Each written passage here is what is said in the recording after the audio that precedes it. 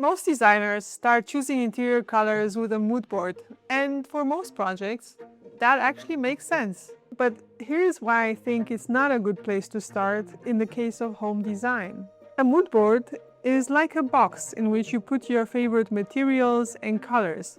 Like the name says, these are the elements that create a certain mood. But they're also quite exclusionary in that you cannot add other colors and materials to this box, otherwise the mood is ruined.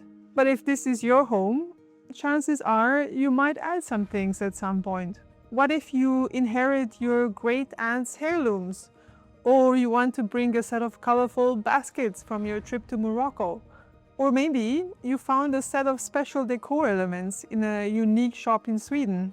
You kind of want your home to withstand the constant changes that reflect your taste and lifestyle without completely ruining the overall look and without having to renovate from ground up. So what I think is better than a mood board in this case is a color plan.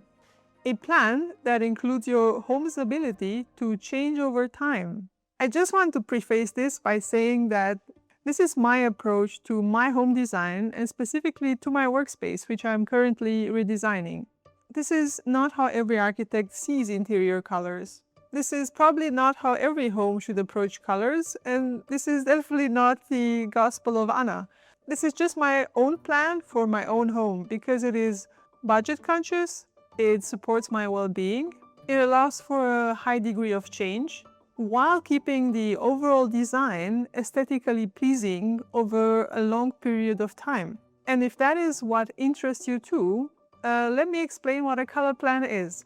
A color plan works by assigning color not based on a mood, but based on an item's size and permanence. What I mean by that is that you typically have two types of items in your home.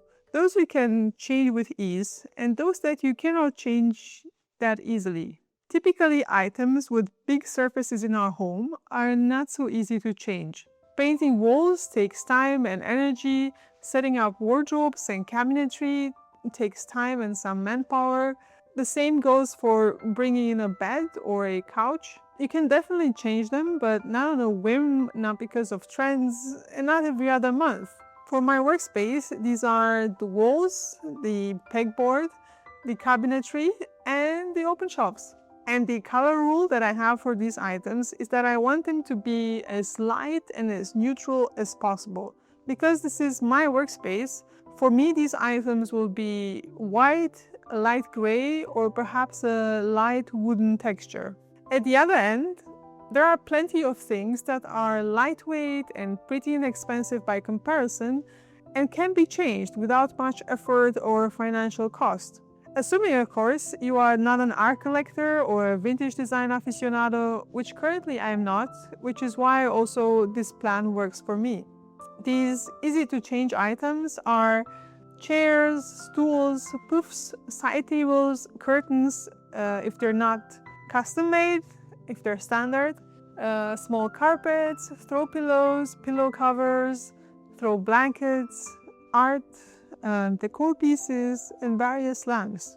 And by change, I do not necessarily mean throwing them away completely. It might just mean getting a new cover, a new layer of paint, or periodically placing them in storage to allow for a different kind of atmosphere. For these items, I would say that I have free rein with colors. I really do not have a rule here. Bring whatever heirloom and holiday trinket you like.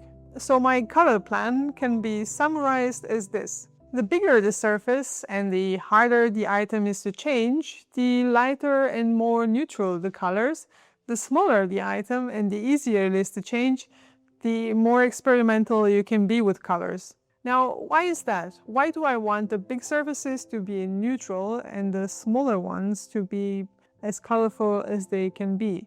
The reason behind it has to do with the relationship between color and light. Color is an incredible stimulant. Strong saturated colors excite us. Dark desaturated colors turn down the mood. They make us feel mellow and get ready for sleep. Light neutral colors spread the light in the room and make us feel more alert. So when I think about the large surfaces in my workspace, I want them to spread the light in my room and help me stay alert. I also want them to provide a kind of neutral, understimulating background for more seasonal or mood-related changes. And this strategy also works design-wise. I just want to show you a few options I can explore. I'm going to start the design options in more muted colors, and progressively you ramp up the colors and you'll see that it always works. I could, for example, pick some potted plants. I found some really interesting ones in a Japanese plant store. They seem to pick some very interesting plants and they also cut them in a very artistic way. I can add some Nordic wooden toys, a monkey and a bear, a few clay or glass vases where I can add some seasonal twigs. I can create the kind of Japandi, very muted sort of setup. That works. Or if I get tired of my Japandi vibe, I can move into my poppy, colorful era, dominated by pastel pinks and lots of fresh flowers. I can add a colorful yellow stool, some glass vases in a group with 1 or 2 flowers, and some colorful wooden toys. Ta-da! This works too. Or I could try a more mid-century modern mix vibe. I'm definitely keeping the Nordic wooden toys from before, and I add a Werner Panton flower pot lamp in blue, a mushroom lamp, a few pieces of wall art in dark blue tones. I would also like to add 2 poofs in kind of 60s print and lacquered legs, and that kind of seems to work too. Or maybe I just really like traveling to Morocco and bringing back various pieces of decor.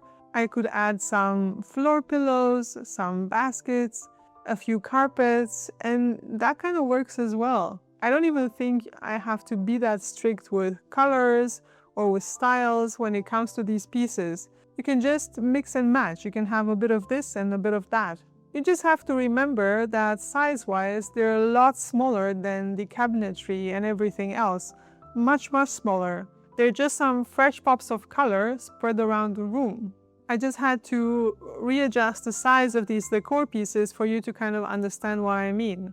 But in reality, proportionally, they're more like this. And somehow that works too. The unifying power of the large pieces make the colorful decor look like a welcome surprise. And this is what I like about my color plan. It looks great, it keeps me alert, it supports my well-being, it gives me plenty of flexibility over time, and it keeps my budget in control. And I think this is where color becomes much more enjoyable, because you're not trying to predict what you're going to like in 10 years. You're simply giving yourself room to change and experiment with various moods. It's a very simple principle, but for me, it removes a lot of the pressure of choosing the perfect colors for now and forever. Because the goal isn't to choose a palette that constricts you, but one that gives you enough freedom to keep changing.